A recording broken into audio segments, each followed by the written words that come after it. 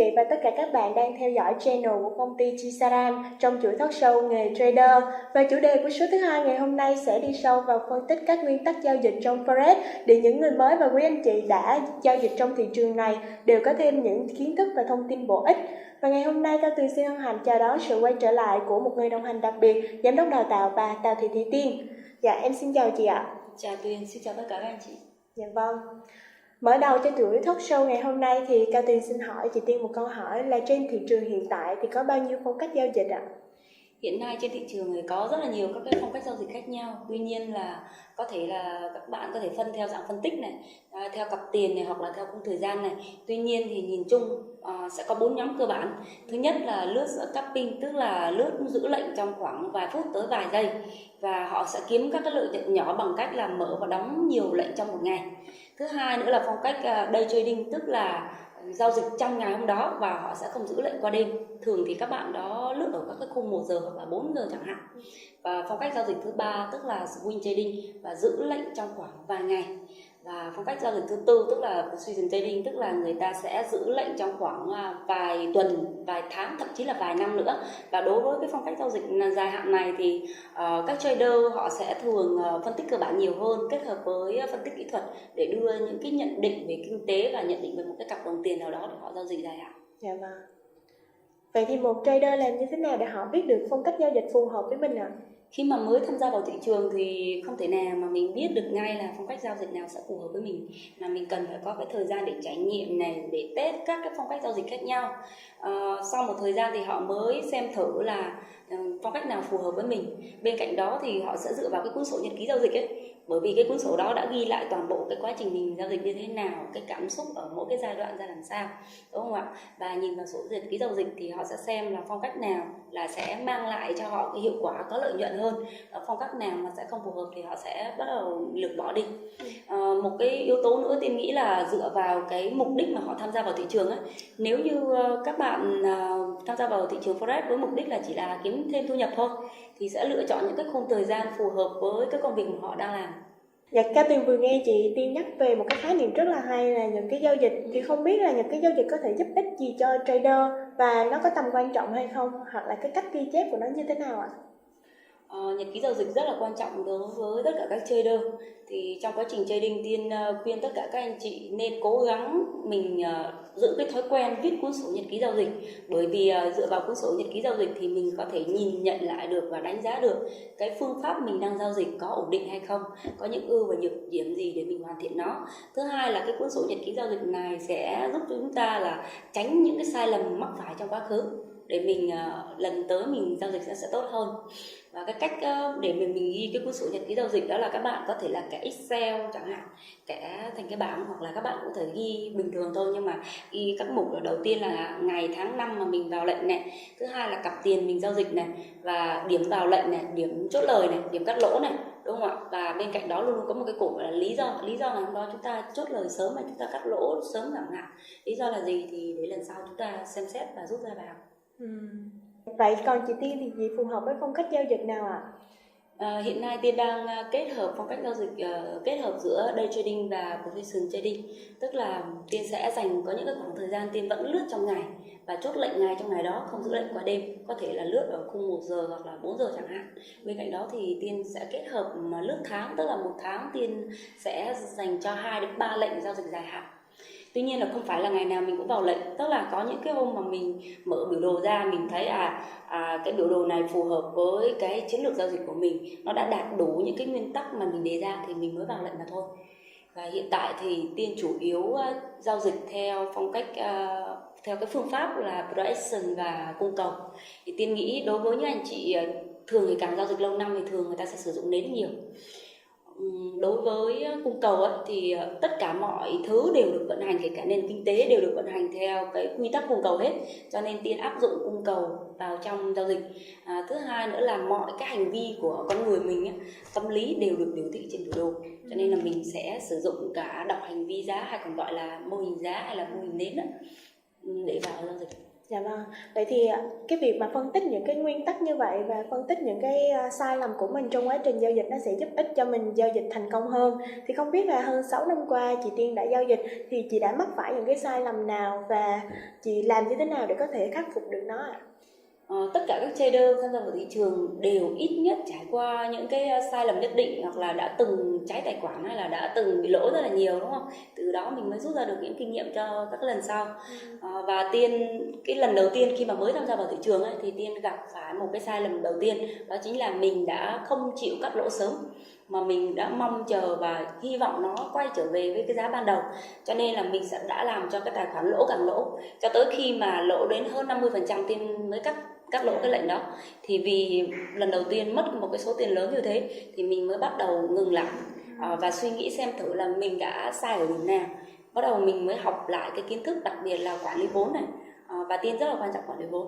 Bên cạnh đó thì Tiên tìm hiểu, đọc các cái cuốn sách về giao dịch forex để xem về các cái tư duy giao dịch forex của họ, tìm hiểu những cái người đi trước để xem kinh nghiệm của họ với phương pháp giao dịch của họ là gì, để mình xem thử là cái hướng đi của mình có đang đi đúng hướng hay không. Vậy thì chị bình thường chị có giao dịch trong những ngày tâm trạng mình không tốt không ạ? Thì kết quả giao dịch của những ngày đó thì nó như thế nào ạ? Không, những cái ngày mà tâm trạng không tốt Tiên sẽ không giao dịch. Từ trước đến giờ là như vậy. Ngày nào mà mình cảm thấy tụt mốt này, mình đang buồn phiền, hay là mình đang chán nản hay tức giận, tất cả mọi cảm xúc tiêu cực đó thì mình sẽ không giao dịch. Có thể là các bạn lựa chọn là bằng cách là đi ra ngoài, đi cà phê này, đi shopping, nói chung là mình thư giãn đầu óc là mình tốt nhất. Bởi vì cái lúc mà mình đang cảm xúc tiêu cực sẽ làm ảnh hưởng đến tâm lý giao dịch là một này. Thứ hai là mình không có đủ sự sáng suốt, bình tĩnh để đưa ra cái quyết định giao dịch đúng với những cái nguyên tắc đề ra ban đầu. Vậy thì theo chị Tiên thì bình thường chị Tiên giao dịch theo xu hướng hay là ngược xu hướng thì nó sẽ tốt hơn ạ? Đúng rồi, trên thị trường hiện tại đang phân chủ yếu thành hai cái trường phái, một là giao dịch theo xu hướng, một phần khác là sẽ giao dịch ngược xu hướng. Tuy nhiên là giao dịch cùng xu hướng thì sẽ tốt hơn. Tức là giao dịch cùng xu hướng là gì, các bạn hiểu nôm na là mình nương theo thị trường, mình đi theo cái trend chính, đi theo cá mập đấy. Và khi mà giá được đẩy rõ ràng về cùng một hướng thì mình giao dịch sẽ mang cái giá trị kỳ vọng dương, cái xác suất giao dịch thành công ở như cái việc giao dịch cùng xu hướng sẽ cao hơn. Còn đối với giao dịch ngược xu hướng lại cần rất là nhiều các cái kiến thức, kỹ năng, đặc biệt là các bạn phải biết làm sao để tìm được các cái tín hiệu đảo chiều này, và phân tích để bắt đỉnh bắt đáy này, mà đôi khi mình lại bị bắt giao rơi đấy ạ, đúng không ạ? Nó cứ đứt tay luôn.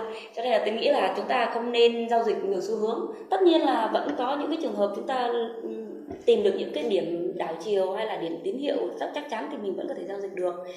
Tuy nhiên là Tiên vẫn nghĩ mọi người nên giao dịch cùng xu hướng sẽ tốt hơn là ngược xu hướng. Dạ vâng. Vậy thì em cũng biết là trong giao dịch forex thì cái tâm lý giao dịch rất là quan trọng. Thì chị có thể chia sẻ thêm về tâm lý giao dịch được không ạ? Mỗi người sẽ có một cái quan niệm về tâm lý giao dịch khác nhau, nhưng mà bản thân Tiên thì theo kinh nghiệm của Tiên á, tâm lý giao dịch bị phụ thuộc vào 3 yếu tố. Cái thứ nhất là cái mục đích khi anh chị tham gia vào thị trường này. Nếu như các anh chị tham gia vào thị trường với mục đích là để tăng thêm nguồn thu nhập bên cạnh một cái công việc song song đang làm chẳng hạn, đúng không ạ, thì chúng ta sẽ đỡ áp lực hơn so với việc là chúng ta làm toàn thời gian với forex để kiếm tiền trả nợ hay là mưu sinh tất cả mọi thứ ấy, thì nó sẽ áp lực rất là nhiều.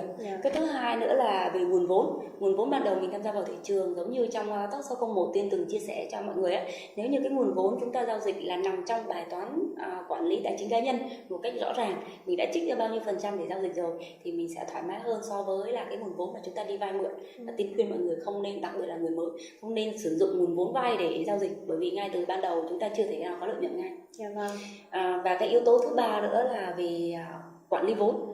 Thực ra rất là nhiều các anh chị nghĩ rằng là cái việc mà tâm lý giao dịch chiếm phần lớn trong cái phương pháp của họ hay là quan trọng nhất, nhưng mà Tiên nghĩ là quản lý vốn quan trọng hơn. Tại vì mọi cái cảm xúc khi mà mình vào lệnh rồi, mình lo sợ này, mình tham lam hay sợ hãi, hay là mình vào lệnh mà mình rất là sợ nó bị cháy tài khoản hay lỗ hay đi ngược xu hướng, tất cả mọi thứ là do quản lý vốn chưa tốt. Bởi vì khi mà mình đã quản lý vốn tốt, tức là mình đã tính toán rất là kỹ lưỡng trước khi vào lệnh, đã kiểm soát nó trước, tính thử là nếu mà mình vào lệnh, mình chấp nhận là lời thì lời bao nhiêu, mà mình chấp nhận nếu lỗ thì lỗ bao nhiêu trong tài khoản, nó đã nằm trong cái bài toán quản lý vốn rõ ràng ngay từ ban đầu, thì mình không có vấn đề gì phải lo lắng cái vấn đề đó cả. Dạ vâng.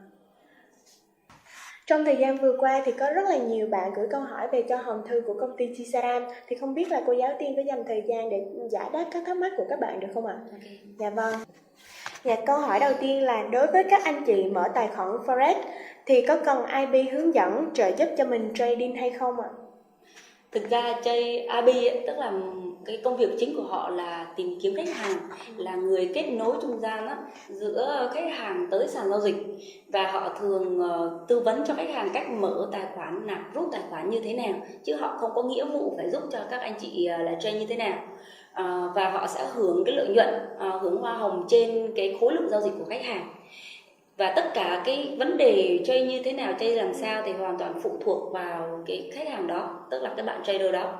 Tuy nhiên nếu như các bạn mà hợp tác được với một cái bạn IB mà có xuất phát từ trader, tức là họ trước đó họ đã từng trading rồi và họ đang trading, họ có những cái kiến thức nhất định trên thị trường Forex, thì họ có thể hỗ trợ và support các bạn thêm rất là nhiều. Nhưng mà các bạn cũng đừng quá lo lắng, bởi vì bây giờ các sàn giao dịch á, thì thường có các cái group hỗ trợ, có thể là hỗ trợ nhóm tín hiệu này, có thể là hỗ trợ các cái vấn đề về tài khoản, về nạp rút hay trong quá trình giao dịch. Vâng. Tuy nhiên Tiên nghĩ là quyết định sau cùng vẫn là nằm ở cái người giao dịch. Cảm ơn câu trả lời rất là tâm huyết của chị. Thì câu số 2 là khi có lợi nhuận sớm ngay từ khi mình mới bước vào giao dịch thì làm như thế nào để mình không bị mất cảnh giác ạ? Khi mà mới tham gia vào thị trường Forex á, nếu như may mắn mà mọi người có lợi nhuận ngay từ ban đầu thì cái lời khuyên của Tiên đó là rút tiền về tài khoản của mình. Khi mà tiền mà rút về tài khoản ngân hàng của mình mới là tiền của mình. Còn các tiền mà các bạn đang để trên tài khoản ngân hàng thì chưa chắc nó đã là tiền lời của bạn đâu. Bởi vì ngày hôm nay các anh chị giao dịch có lời, ngày mai chưa chắc là đã còn giữ được cái phần lời đó, đúng không ạ? Mà may mắn là khi mà mình mới tham gia vào thị trường và đã có lời ngay, mà lời nhiều nữa, thì mình cứ rút tiền về tài khoản đi. Thứ hai nữa là sẽ giúp cho mình tránh cái cảm xúc đang quá hào hứng ấy, quá hào hứng và đôi khi là chủ quan nữa, bởi vì mới giao dịch mà đã có lời mà. Chủ quan thì khi vào lệnh ở những cái lệnh tiếp theo sẽ bị chủ quan và nó sẽ không tốt. Và thứ ba nữa là chúng ta nên không có cố gắng để nhồi lệnh và tiếp tục vào thị trường. Cho nên là ngay ban đầu Tiên nghĩ chúng ta cứ rút tiền về tài khoản ngân hàng đi, sau đó thì bình tĩnh và bắt đầu học tập lại, giữ cái tâm thế ngay từ ban đầu mình giao dịch thì sẽ tốt hơn. Dạ vâng. Vậy thì chị có lời khuyên nào dành cho anh chị đã tham gia vào thị trường trading nhưng mà lại mất rất nhiều không ạ? Ai cũng từng mất hết, tất cả trader thì hầu như đều phải từng mất thì mới biết. Tuy nhiên là nếu như cái việc mà các bạn giao dịch qua một thời gian rất là dài mà các bạn vẫn chưa bao giờ từng kiếm được lợi nhuận, tức là bị thua lỗ suốt hoặc là bị mất rất là nhiều kéo dài trong nhiều năm á, thì Tiên nghĩ các bạn cũng cần phải thực sự là suy nghĩ lại. Cái việc đầu tiên là ngưng giao dịch, tức là ngưng cái khoản lỗ đó tiếp tục xảy ra. Cái thứ hai nữa là khi mà mình đã ngưng lại rồi thì sẽ giúp cho mình bình tĩnh hơn này, có một cái khoảng bình tĩnh để suy nghĩ lại xem thử là mình đang giao dịch như thế nào, tại sao, tìm cái lý do tại sao mình lại bị thua lỗ như thế, và các bạn nên ghi vào cái cuốn sổ nhật ký giao dịch ấy, để lần sau mình rút kinh nghiệm. Và cái thứ ba nữa đó là mình tránh cái cảm xúc tiêu cực khi tham gia vào thị trường, bởi vì khi mà mình đang thua lỗ thì thường họ sẽ có cái cảm xúc á, là sẽ cố gắng để gỡ lại cái phần tiền mình vừa bị mất, hoặc là mình trả thù thị trường. Thì cái tâm trạng tiêu cực đó thì không nên, bởi vì khi mà mình càng cố gắng gỡ hoặc là càng cố gắng trả thù thị trường thì mình lại càng bị mất tiền thôi. Và cuối cùng là một cái lời khuyên chân thành của Tiên, đó là nếu như các bạn mà trong một thời gian rất là dài vẫn chưa bao giờ kiếm được lợi nhuận mà hay bị lỗ, thì cũng phải thực sự suy nghĩ xem mình có phù hợp với cái nghề trader hay không. Vậy thì những trader mà họ đã có kinh nghiệm rồi và họ đã được đào tạo vững chắc rồi, có kiến thức rồi, thì không biết là cái khả năng cháy tài khoản nó có xảy ra không ạ? Có chứ. Tất nhiên là có những cái trường hợp vẫn có thể bị cháy tài khoản. Bởi vì trong giao dịch thì chúng ta biết là còn một phần được gọi là tâm lý giao dịch, cũng giống như lúc nãy chúng ta từng nói, đúng không ạ? Thì còn bị chi phối bởi cảm xúc, bởi cái nguyên tắc giao dịch. Mà nếu như ai mà không giữ vững được cái cảm xúc bình tĩnh này, hay là các cái nguyên tắc mà mình đã đề ra, thì đôi khi họ vẫn bị cháy tài khoản như thường. Có rất là nhiều các anh chị giao dịch 10 năm, thậm chí bây giờ đang giao dịch các cái chơi quỹ đó mà đôi khi còn cháy tài khoản của khách nữa. Cho nên Tiên nghĩ là vẫn có thể xảy ra, tùy vào những cái thời gian, những trường hợp đôi khi tư duy giao dịch của họ hoặc là cái nguyên tắc họ đề ra nhưng không có làm được. Vậy chị Tiên, chị có những nguyên tắc giao dịch nào có thể chia sẻ cho trader để họ có thể giảm xuống cái khả năng thua lỗ và cháy tài khoản không ạ? Các nguyên tắc trong giao dịch Forex rất là quan trọng và thường được tiên chia sẻ đầu tiên trong các cái khóa học offline. Về tư duy giao dịch, về nguyên tắc giao dịch hay là về quản lý vốn chẳng hạn, đều được chia sẻ ngay từ đầu, thì sẽ giúp cho các bạn mới bước chân vào thị trường sẽ hạn chế thua lỗ hơn. Đặc biệt là các cái nguyên tắc giao dịch này được tổng hợp lại của những người đi trước, họ đã từng thành công với Forex rồi, và các cái nguyên tắc giao dịch này được Tiên học hỏi trong một cái cuốn sách là phân tích liên thị trường của anh Việt trên forum Trader Việt đấy ạ. Và sau này cái cuốn sách của bạn Đinh Ngọc Hải cũng có từng viết lại những cái nguyên tắc này, và nó hầu như đúng với tất cả các trader, cho nên Tiên sẽ tổng hợp và chia sẻ lại cho các anh chị ha. Cái nguyên tắc đầu tiên đó chính là lập kế hoạch trade. Tức là chúng ta cần phải nghiên cứu thật kỹ rồi mới trade, chứ không phải là trade sau rồi mới phân tích mới nghiên cứu. Có nhiều các anh chị khi mà tham gia thị trường á, họ bắt đầu vào lệnh, sau khi mà cái lệnh mà đi ngược với cái xu hướng mà họ đang giao dịch chẳng hạn, thì bắt đầu họ cảm xúc là lo lắng, thì họ sẽ tìm kiếm vào các cái group tín hiệu khác để xem thử là các chuyên gia đã phân tích như thế nào, có giống mình hay không, bắt đầu mới ngồi đi phân tích lại, rồi đọc các tin tức kinh tế, nói chung là tìm mọi lý do để phân tích lại để theo cái xu hướng để trấn an mình ấy. Cho nên là Tiên nghĩ là chúng ta nên thực sự nghiêm túc, và trong một ngày đó không cần phải vào quá nhiều lệnh đâu, vào ít lệnh thôi nhưng mà nó mang cái xác suất thành công cao. Cho nên chúng ta cố gắng là phân tích thật kỹ rồi hãy vào lệnh, chứ không phải là vào lệnh xong rồi mới lo mới đi phân tích. Cái nguyên tắc thứ hai đó là nguyên tắc chúng ta không nên tự thêm vào. Tức là nhiều anh chị mà khi mà bị lỗ tài khoản quá nhiều, gần như cháy tài khoản ấy, thì họ bắt đầu tìm cách để gồng lỗ cái tài khoản đó, vì họ không muốn bị mất số tiền đó mà, cho nên sẽ nạp thêm tiền vào tài khoản để cứu cái tài khoản đó. Cho nên càng khiến cho cái lệnh đó nó càng bị lỗ nhiều hơn và mất nhiều tiền hơn. Nếu như may mắn thì nó có thể quay trở lại, nhưng mà trong nhiều trường hợp đó không may mắn thì các bạn sẽ bị mất rất nhiều tiền.